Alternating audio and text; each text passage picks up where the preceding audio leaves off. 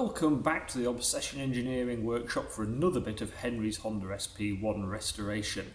It's a bit cold in here today, so I might not be doing a full shift. What I am going to try and do is get the swinging arm and the shock and all the linkages back in, and then I can get the bike on proper paddock stands and it'll be much more stable for doing some engine work, depending on if my fingers stay usable that long. Before I start reassembling, I've given everything in here a thorough cleaning. The old chain loops actually worked as a bit of a protective layer, and the aluminium underneath it is like new. So the motors come up quite nicely. I can actually read the serial numbers so that the crankcases match. Doesn't really mean anything, but it's just nice to know they're not horrible underneath. So the next job is to get it on the stand, so I can take the spindle holder out, and then I can actually put the swinging arm back in. So I have my tidied up swinging arm ready to go in. I've got my plated spindle and I've given it a reasonable little smear with grease, partly so it goes in the hole easier and partly to protect it the rest of the time it's in there. So we're on the stand, we've got the jacks out of the way, so it's time to slip everything together. That's the swinging arm in position. The adjusters that actually push across and pinch the swinging arm into place, they're nipped up, the lock nuts are nipped up, and the main spindle is tight. So that's all good stuff, and the swinging arm moves perfectly, no lateral movement in it, up and down perfectly, but I need to put it back on the stand with the pivot here so that I can get that jack out of the way and actually put the linkage and the shock back in it. That's the linkage in place, so now it's time to fit the shiny new shock. Woohoo! That already looks 1,000 times better. It'll look even better again when I actually tighten all the bolts up. Now I've got the swinging arm back in and all the linkage and shock tight, I'm going to pop the back wheel in so I can see what it looks like, actually looking like a motorbike again. That is beginning to look considerably better. Shiny wheels and a few little trinkety bits make the whole bike look a lot fresher. But especially when you start looking in the nooks and crannies and still see shiny things and clean things, that makes me happy. There's plenty more to do because the engine needs a bit of attention yet, and obviously we have no brakes and no bodywork bit, but it is distinct progress. Happy days!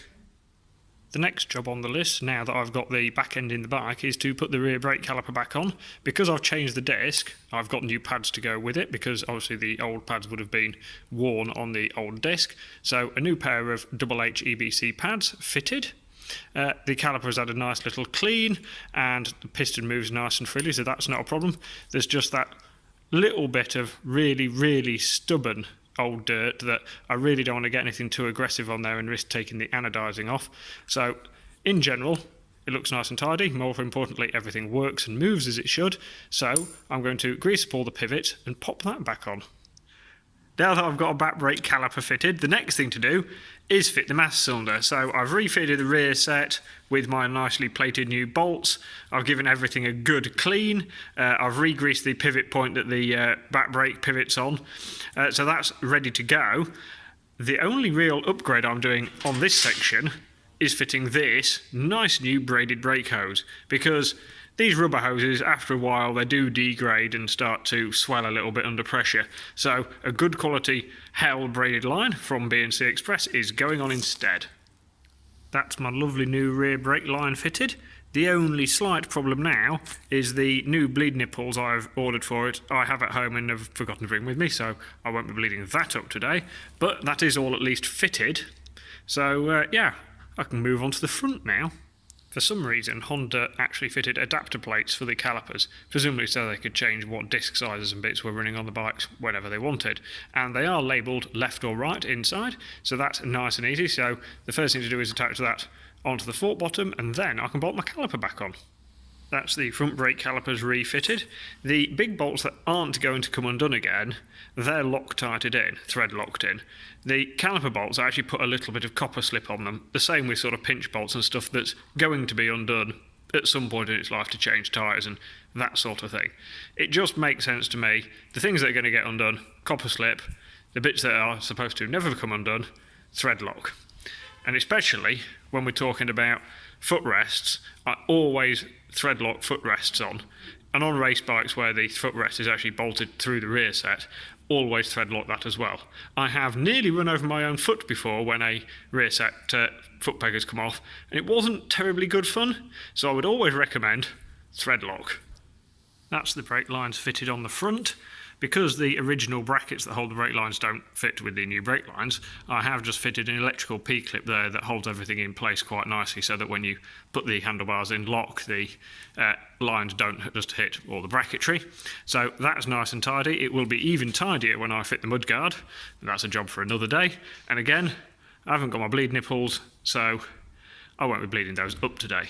You know, a nipple shortage, never a good thing.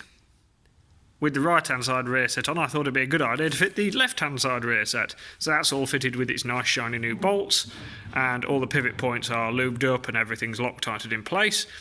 And the only thing I'm now waiting for from my nice man at Honda is some new rubber boots for there and some new nuts, because that'll tidy the jolt nicely.